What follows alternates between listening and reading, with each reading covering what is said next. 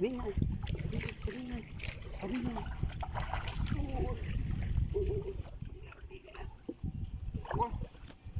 จะกินเบิดแล้วเนาะกำลังเอือบปลากำลังเอือบปลาพี่น้องจังนั้นปลานิ่นกับชิถือค่ะมันกับเป็นปลานิ่น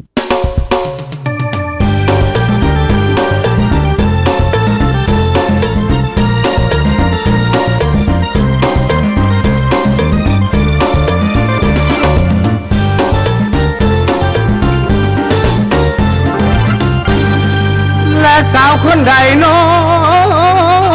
ใจกล้ามาถือผ้าให้อายแน่สบายดีพี่น้องมื้อนี้สิพยายามมองแบบท่าทายน้อยหนึ่งพี่น้องก็คือผู้ว่าสิได้หรือบ่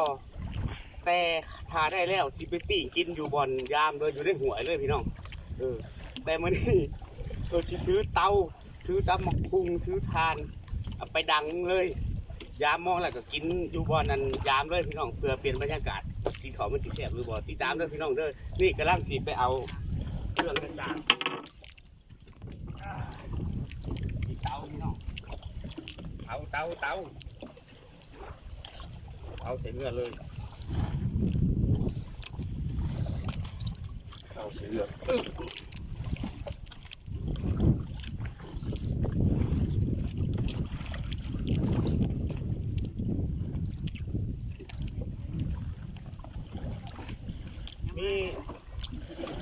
มีอันตำหูมีน้ำดื่มลงมาค่ำไปกินกับปีปลาแต่ว่าปลาพอท่านได้แต่มั่นใจว่าสิได้เพราะว่าเขาย่างมองไว้หลายตอนพี่น้องพอได้หน่อยก็ได้หลายพอได้ปีกนี่เนาะอันนี้เตาอันนี้ตำหูในพี่น้องเครื่องพักก่อนวันนี้อันนี้เกลือเด้อ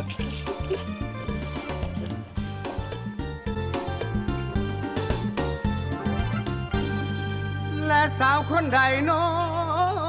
แค่ช่วยหัวเขาแก่เลยพี่น้องนี่ทอดทุกไม้ไม้ข้าว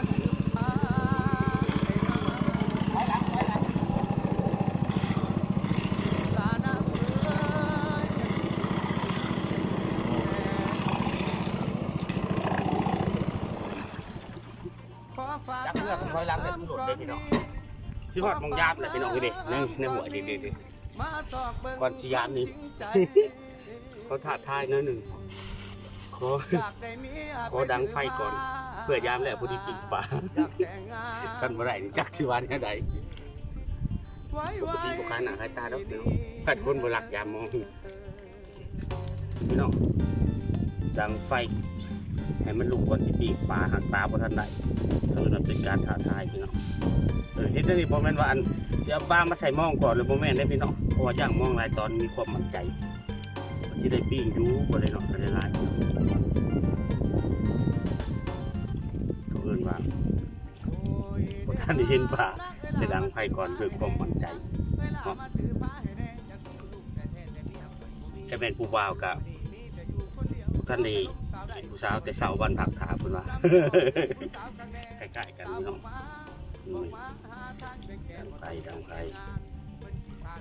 ดังไฟให้มันลุกแต่ยามมองไปน้ำพี่น้องสิได้ดอกสัมอ่ะนี่สิยามมองแล้วก็สิปิ้งกินข้าอันนี้เลยมันจังบรรยากาศดีถ้าได้บอลตั้งตามกับพี่น้องผมกำลังลุกบ้ากินข้าเฮือเลยวันนี้พี่น้องเปลี่ยนบรรยากาศได้ของมันดังไรดังไปบ่ได้บ่กินกาวนะกินกับตำตัวตำหิน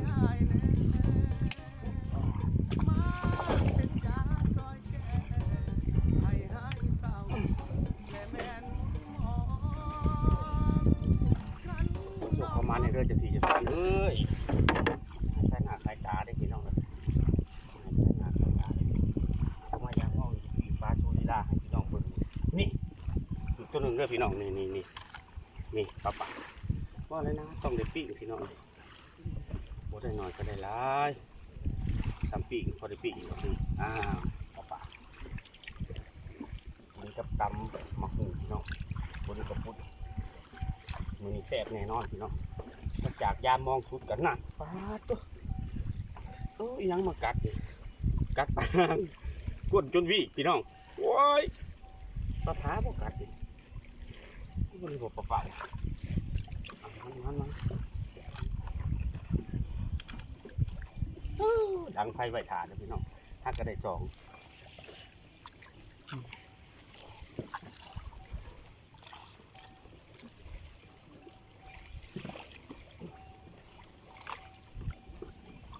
ดี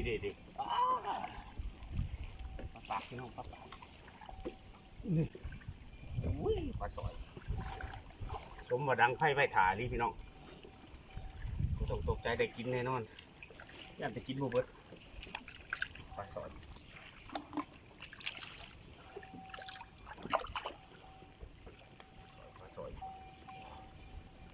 พวกแข็ง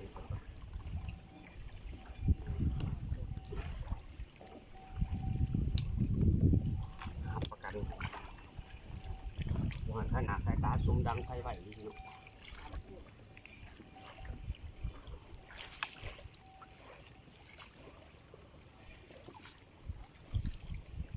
นี่เห็ดอยู่วันห้องแกก่อนมื้อหน้าสิเห็ดอยู่หัวงูเหลือมพี่น้องว่ามันสิมานบ่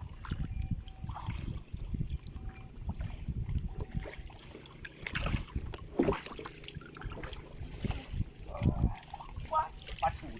ปลานี่ไงปลานี่ไงงามที่ได้ปลานี่จะเนี่ยเอามาดึงเพื่อก็ดึงพวกเขาปิ้งไว้บ่นี่เพื่อสิสุกพี่น้องปลาที่ใหญ่โอ้หมานเลยน้ำบุกเบิดเลยปลานิ่มสอกจากหัวเขามันก็เลยโอ้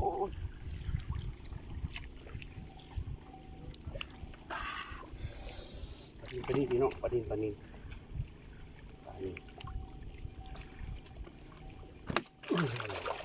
โดดลงด้วยเลยหัวสมะเร็งพี่นึกแต่เว้ยเลื่อยโค้งได้หรือว่ามันอวยเหือผมเป็นอวยหัว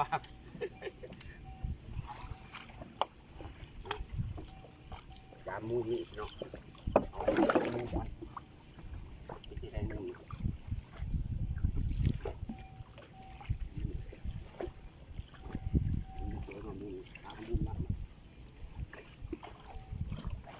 มูพี่น้องตัวเดียวเขาทิ้งมูเบิดเลยนะ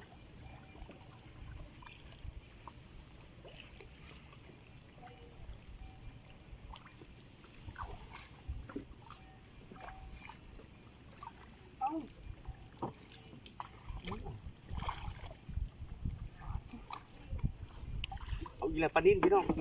านิ่มเดียวจะกินเบิดแล้วเนาะ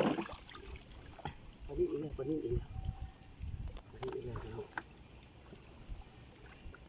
จะปลานิ่มพี่น้องเลย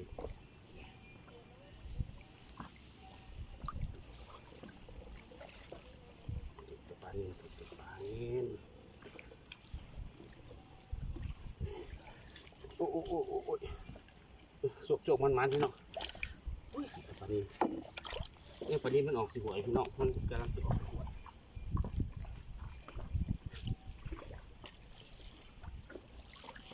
มองสองเด็กนี่มอง4 ชั่วโมงห่างปลาหน่อยปลาใหญ่จะถึงวัดพี่น้อง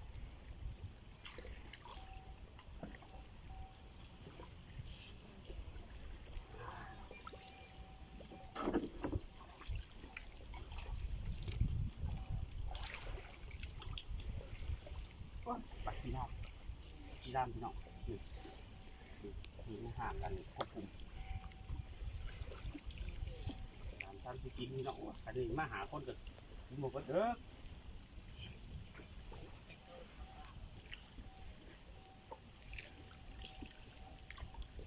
ขี้รามพี่น้องสิปิ้งกับปลาหน่อยสิว้าวมันจะสิสุกไวบางคนมากินปลาใหญ่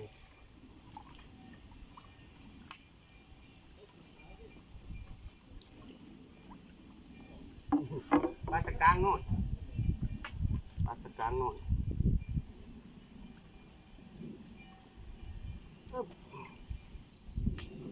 ลายังไงปลาดอกนิ้ว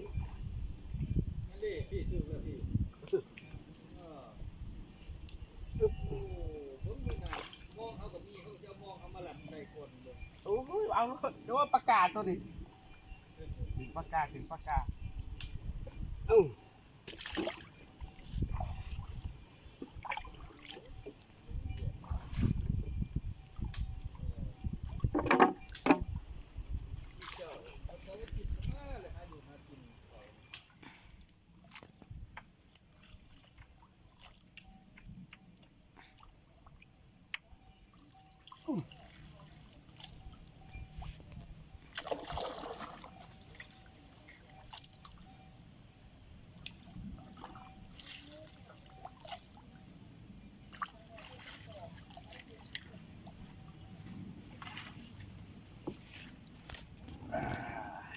นั่งอยู่ได้พี่น้องเลย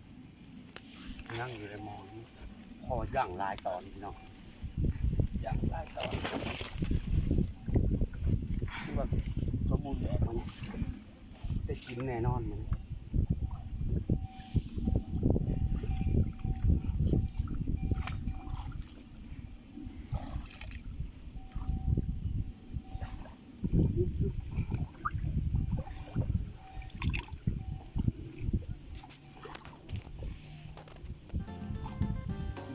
โอ้ยได้นางเวลามาถือผ้าให้แน่เวลามาถือผ้าให้แน่อย่าคนลูกแต่แท้แต่เมียคนนี้สู้มือนี้มีแต่อยู่คนเดียวเดี๋ยวไปลบสาวได้หอดคนนี้นำไปหอดเดือนผู้สาวกลางแน่สาวบอกมาบอกมาหาทางไปแก่บ่ทันอยากแต่งงาน กำลังสิเก็บปลาดีเลยพี่น้องกำลังสิเก็บปลาปิ๊กสิบ่ได้เอาตัวใหญ่ปลาไหนเพราะว่าย่ามันนานสุกพี่น้องเอ้านี่กินปลาหน่อยมันจะได้กินทั้งตัวมันเสียนี่ทำสิกินพี่น้องนี่วันนี้มายามมองแต่ว่าพ่อคนหักแพงสมัยเขาเรียนนำกันเพิ่นเลาะมานี่ชวนกันกินเลยปกติว่าสิกินอยู่ในเฮือนเนาะแต่ว่าเป็นคนบ่ขี้ที่พี่น้อง มีก็กินนำกัน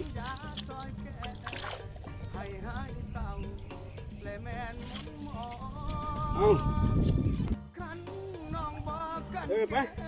อันว่าสิกินข้าเพื่อพี่น้องแต่บังเอิญพ่อคนหักแพงมาดิโจมเตาไปกินอยู่หิมทางเลยพี่น้องนี่กินน้ำกันมาดิกำลังเอือบปลากำลังเอือบปลาพี่น้องดังไพ่ไปก่อนแต่สุดท้ายได้ปลาอีหลีบ้านนี้เขามาพ่อคนหักคนแพงอยู่เป็นม่านเลาะในกินขาเคยของเรียนน้ำกันกันเลยสิเอามาปีกอีเทิงโคกินน้ำกันพี่น้องเป็นย่างไปเอาแนวมันมวนจะนอนเป็นเสียวลงมานี่ปัดกีฬาอันตัวใหญ่ฮะบริปิ้งพี่น้องคนว่ามันนานสุดปลานินนะจะนั่นปลานินกับชิดมันกับเป็นปลานิน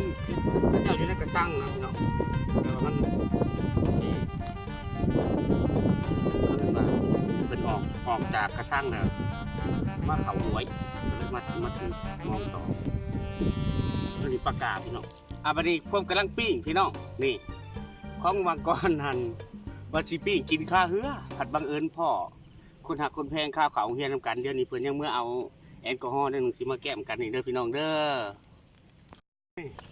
ตอนนี้กำลังสิขายตำมะฮุงพี่น้องโอ้ตำมะฮุงนี่ปิ้งปลานี่พี่น้องมาก่อนคนหักแพงข้าวเขาเฮียนกันเพื่อนมาหลอกของพี่น้องของดีจี้ว่าสิปิ้งกินอยู่ของว่ะตอนนี้พ่อคนหักแพงบ่ได้เฮาคนบ่กี่ทีมีหยังก็กินน้ำกันแต่ใดมานี่พี่น้องเรื่องปลานี่กินแบบนี้เราได้ฮ้อนๆเราได้นี่ปลาพี่น้องนี่อันเดนี่โอ้มันจุดจวดโอ้มันจุดจวดเลยของเรานี่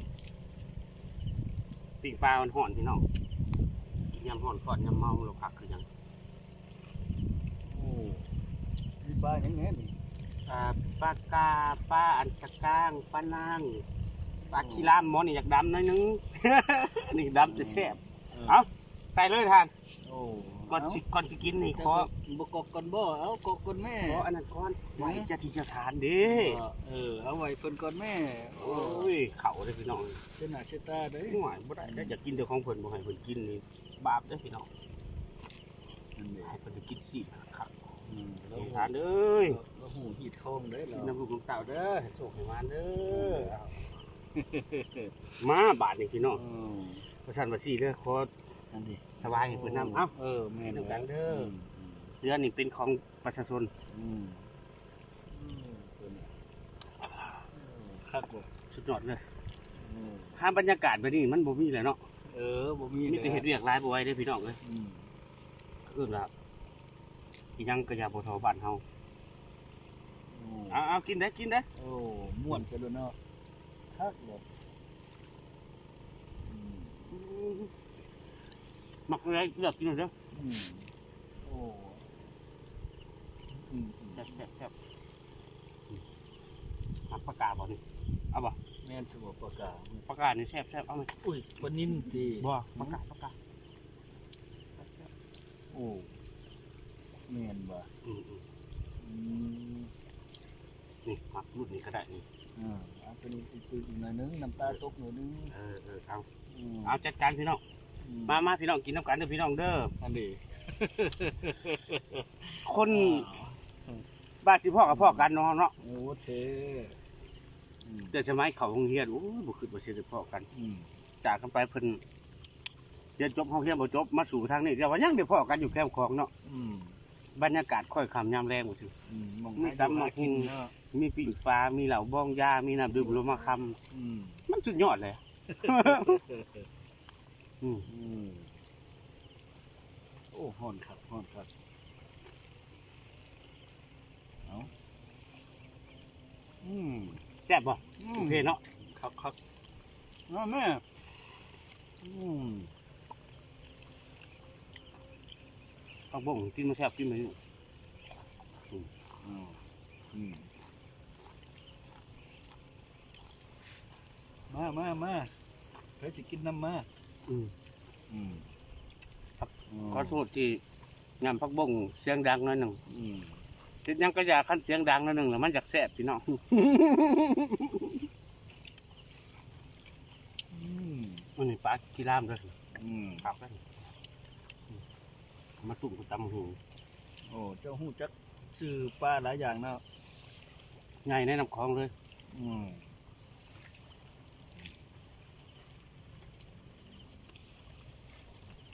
มันไม่มากินกันไหม แซ่บพี่น้องแซ่บมาเริ่มมาเริ่ม อืม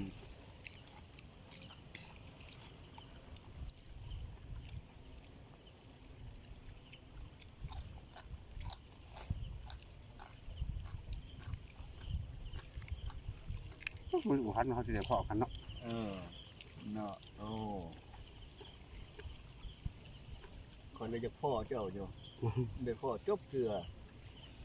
เดี๋ยวจะไม้เขาเฮียนอยู่เนาะยังว่าว่าบุคือเขาจะได้พอกัน โอ้บุญบ่ฮอดยอดบ่เกี่ยวบ่ได้พ่อกันได้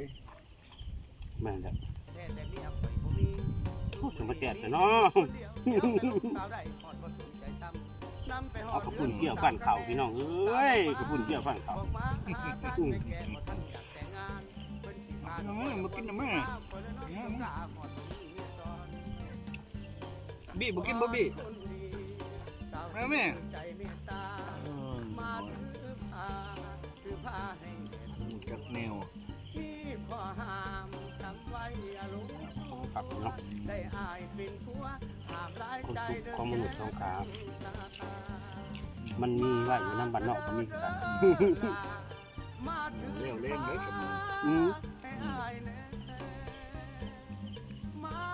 เป็น โอ้โหบรรยากาศพี่น้องมันเป็นตาแซ่บเห็นบ่นี่นี่หวยนี่ห้องนี่ และแม่นหมุนมอง ตามแคมป์ของพี่น้องโอ้ยครับพี่น้อง วิวทั้งหมด น้องบอกกันแก่ คันวีจะพูดตั้งประเทศไทยพี่น้องพูด เป็นตามีขอมาเถิดนานวลน้องมาแต่ แซ่บเนาะ อืม ของ ครับ เอาขอบใจพี่น้องที่ติดตามเด้อผู้ใดติดตามก็ขอให้ร่ำให้รวย แต่กับความใจเราบางยาเพิ่น นั่นเอง เอามาจากไสเราบางยา โอ้